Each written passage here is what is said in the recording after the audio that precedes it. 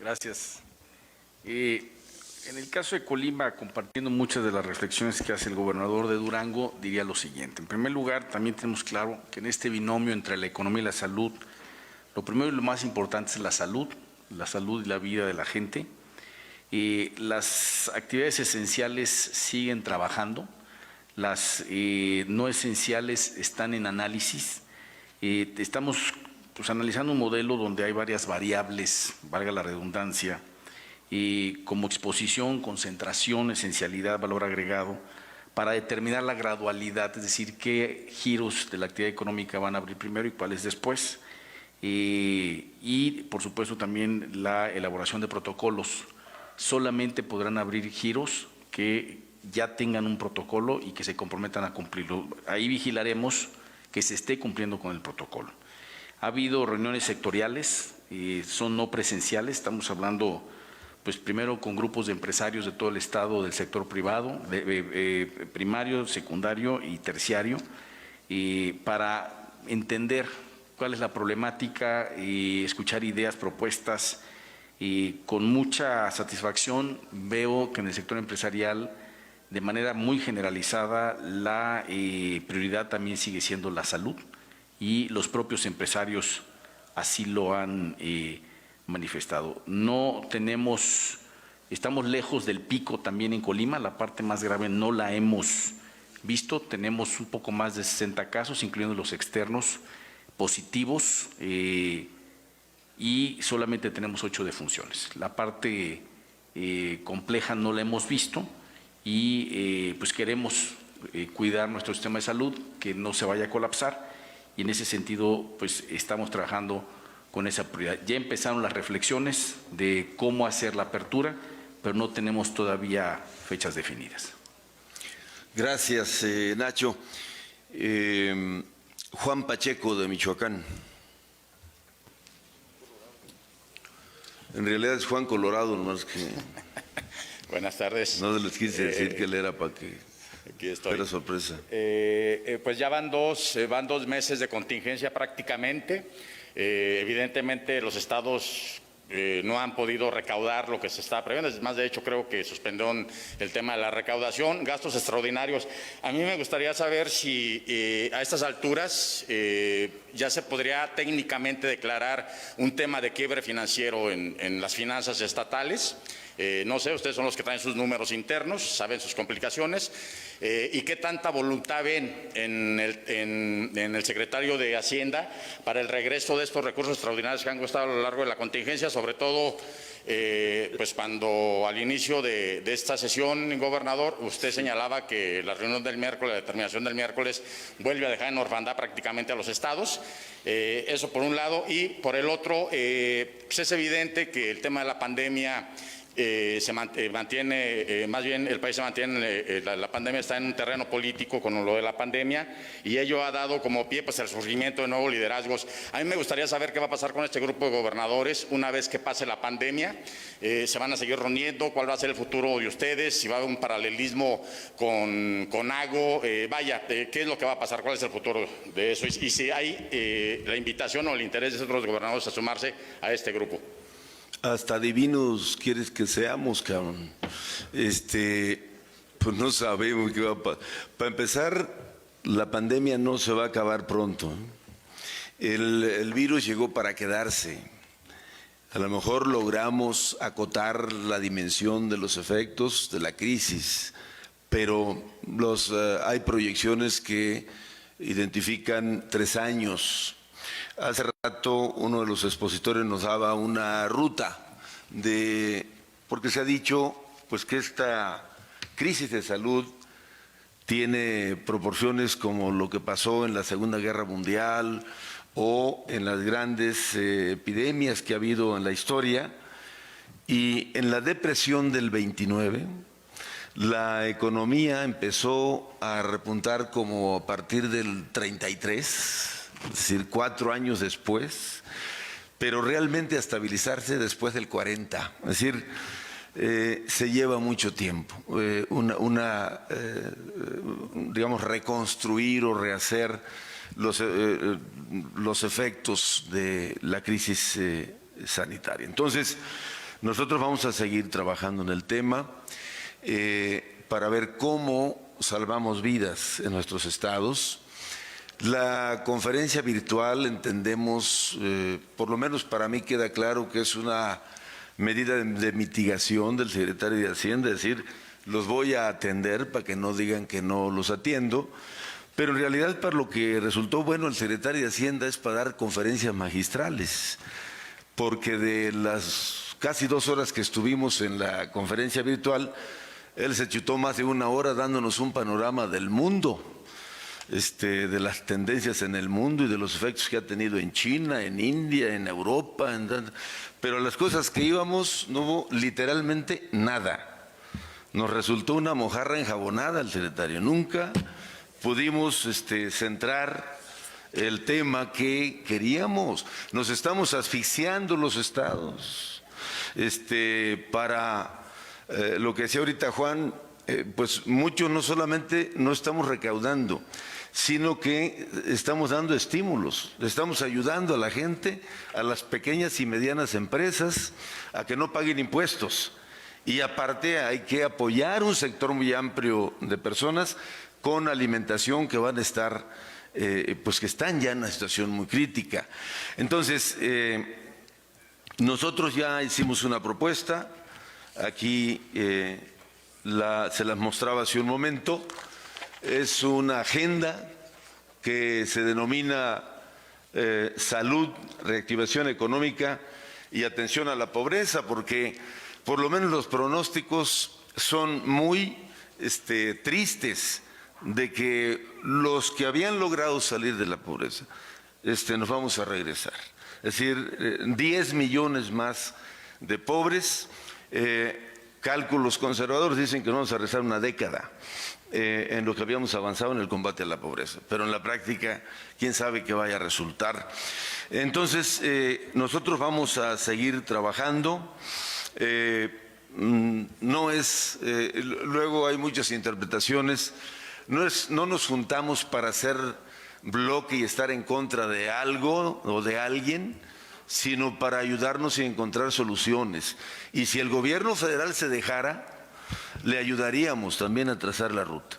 Pero pues no hay interés, andan en otra cosa. Y yo creo que vamos a tener que juntarnos, por lo que decía también Marta, con el sector empresarial para ver cómo desde los estados hacemos un planteamiento que nos permita mantener en pie a nuestras entidades y al país ante los escenarios tan oscuros que se ven venir. ¿Alguien que quisiera...? Sí, nada más para pues recalcar que seguiremos resistiendo. Eso es parte de nuestro eslogan. Resistir en unidad es nuestra mayor fortaleza. Hemos aprendido mucho de cada uno de nosotros, las políticas públicas que se han implementado en materia de salud, que han dado resultados muy favorables en nuestros estados. Pero lo que sí les puedo anticipar es que nunca vamos a pedir nada que por ley y por derecho no le corresponda a nuestros estados. No vamos a seguir permitiendo que el gobierno central esté tomando decisiones que afectan a nuestros estados. Es por eso que este tipo de reuniones, como acertadamente lo dice el gobernador, no tiene un fin específico de estar en contra de alguien, sino que estamos a favor de nuestros estados para garantizar y que se cuide la soberanía de los estados libres y soberanos que cada uno de nosotros representamos, y no seguir permitiendo más abusos por parte del gobierno central, que de alguna manera ha sido muy hostil hacia los estados. Yo les puedo decir que vamos a seguir utilizando todos los instrumentos políticos que tenemos a nuestro alcance, porque es parte de nuestra esencia, el diálogo, el llegar a acuerdos, pero sin embargo tendremos que utilizar todos los instrumentos que tengamos a nuestro alcance, también legales, para poder garantizar, sacar adelante a nuestros estados. Gracias. Continuamos con Oneida de Nuevo León, Dominio Radio.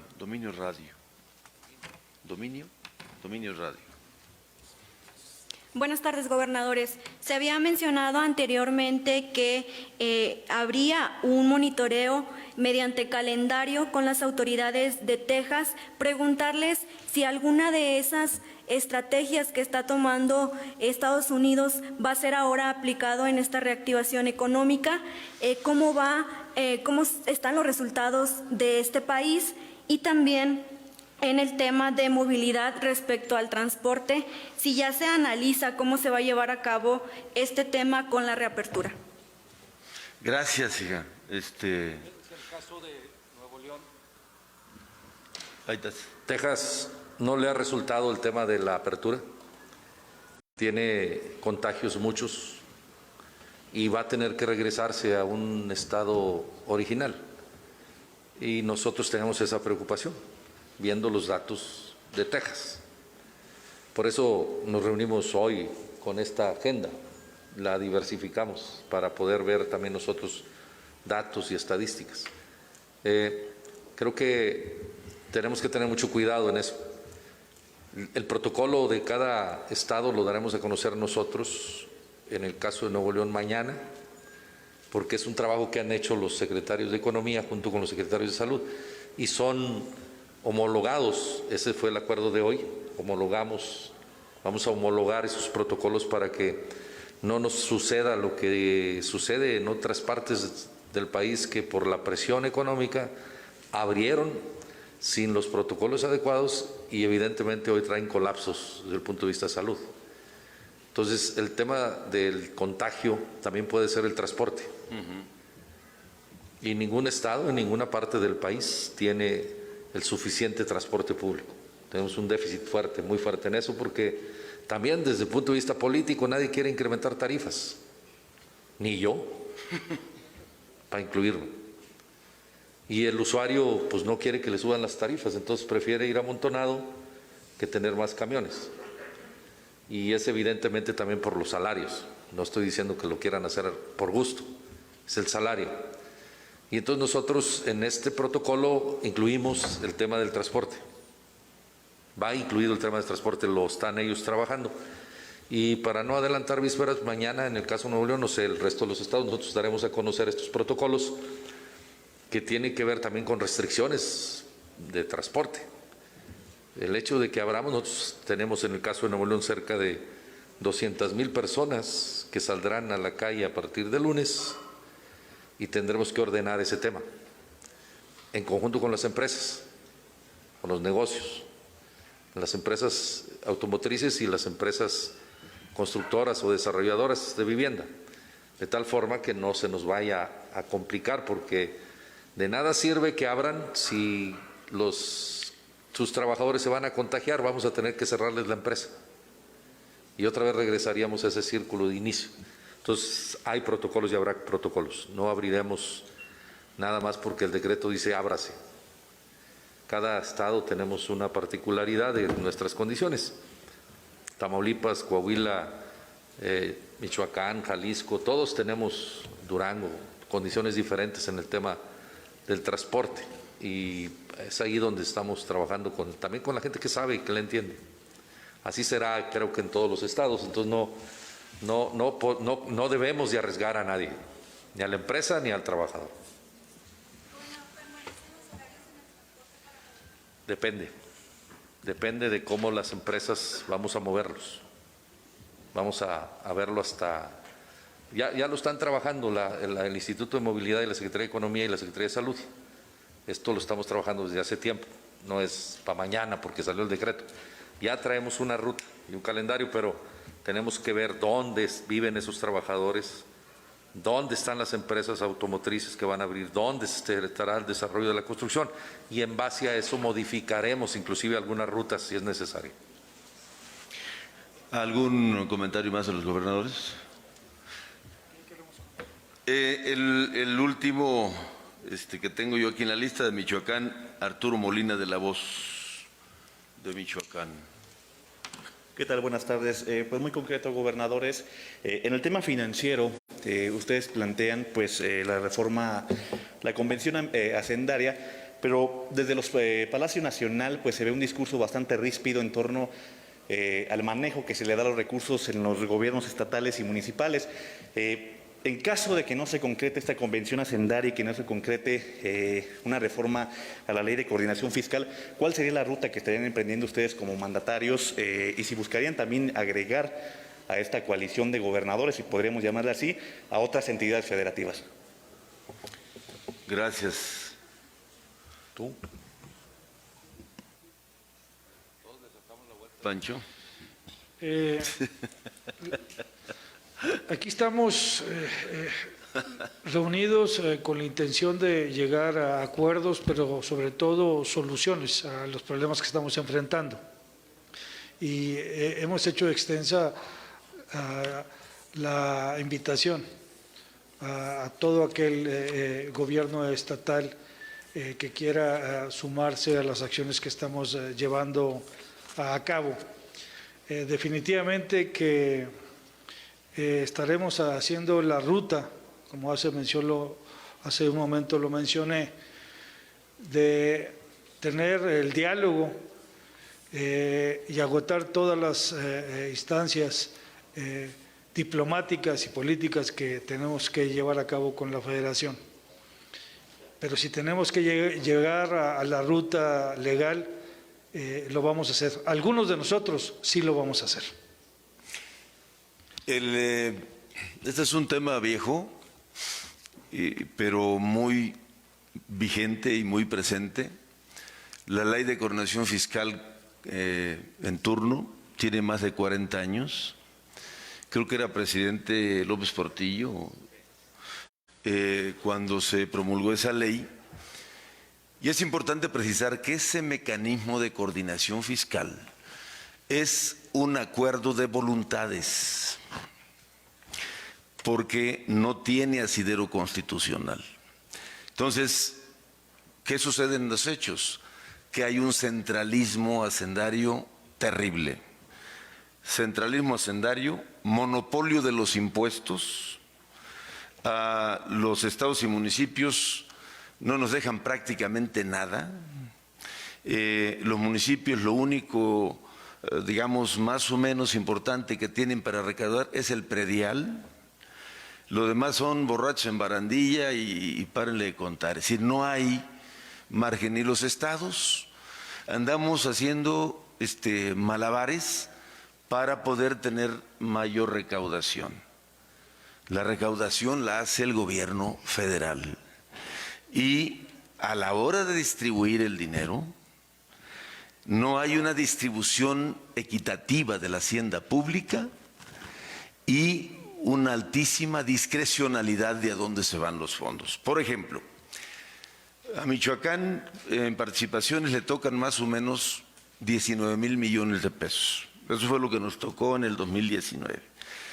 Por aportaciones se compensaba un poco, sobre todo en los programas concurrentes, pero se han ido cancelando y cancelando y cancelando, que se quedan solo algunos, como es el caso, y eso ahí a jalones, el caso de la nómina de maestros y el caso de nómina de salud, por citar, y seguridad pública, que realmente lo que le dan a los estados es una cosa muy pequeña. Yo he sido de los estados, bueno, en el caso de Michoacán, de los estados que más hemos crecido, digamos, y recibido de ese fondo de aportaciones a la seguridad, y este año que transcurre nos tocaron 217 millones. O sea, ¿qué vas a hacer con 217 millones ante un asunto tan complejo de seguridad? Bueno, entonces, esto tiene que revisarse porque no hay equidad en la distribución de la hacienda pública y en consecuencia lo que ha dejado estos 40 años de este centralismo hacendario y fiscal, desigualdades, pobreza y marginación. Entonces es realmente contradictorio que no se quiera, que no haya eco de ese tema. Porque no queremos quitarle a la Federación lo que lo toque, pero se le han dado muchas obligaciones a estados y municipios que no van acompañados de los recursos correspondientes. Entonces, sí vamos a hacer uso de lo que esté a nuestro alcance. Primero, buscaremos que esto sea pues un esquema de negociación y de acuerdo, porque de eso se trata. Así nació la ley, de acuerdo, de voluntades. Pero si eso no se da, pues hay que hacer uso de los instrumentos legales al alcance para que esto suceda. Si no, estamos en una situación muy crítica. Nosotros le pedimos dinero al secretario de Hacienda para cosas básicas, para materiales de curación, para medicamentos. Ayer marcharon aquí las mamás y los papás de los niños con cáncer, porque primero, por el desorden que traen, no compraron los medicamentos a tiempo. Y ahora que se requieren con urgencia, no hay. Pues además el dinero lo tienen ellos. Pero apenas un día anterior o 3 días anteriores, el secretario en una entrevista con el economista, creo, el financiero, dijo que en 2 semanas arranca el Tren Maya. Para eso sí hay dinero, ¿no? La gente se está muriendo y no hay para comprar medicamentos.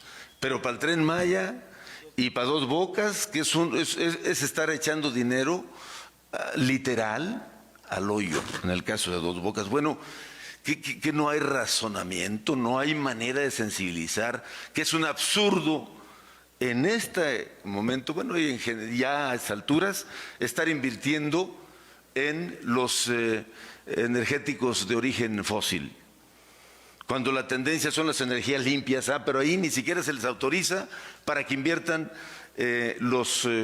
o que avancen los proyectos de generación de energía en Nuevo León, en Durango, en el norte principalmente. Ahí no, pero sí estamos metiendo cientos de miles de millones de pesos en una refinería porque a alguien le gustó que hay que hacer una refinería. Caramba, bueno.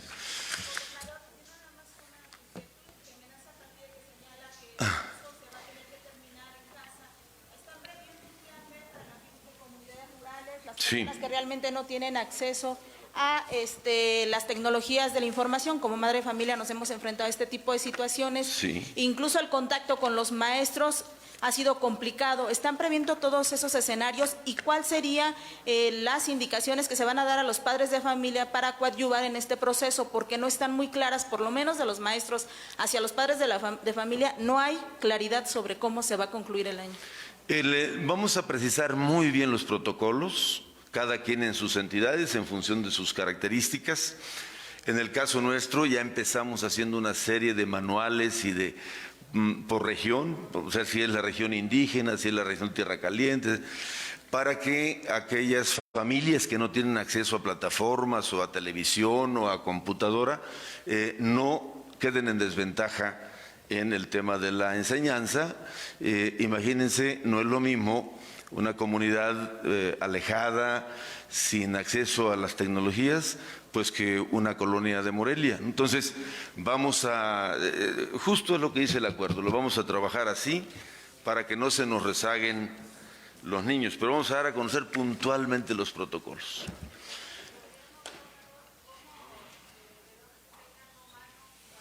Luego platicamos de esos asuntos. Ahorita ya queremos agradecerles porque estaba el acuerdo.